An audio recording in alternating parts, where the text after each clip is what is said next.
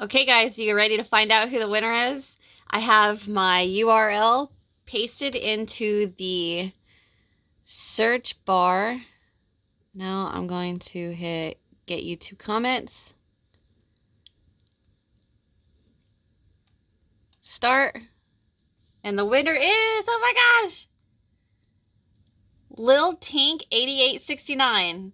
That's it. That's a great giveaway. I would love to win. My favorite color is pink, but the longer I crochet, I feel like I'm being drawn to the blue and green shades. You are so sweet. Love your vids. Congratulations, you're the winner. So, my email address is in the description box. Shoot me an email and let me know your shipping address, and I'll get this shipped out to you as soon as I can.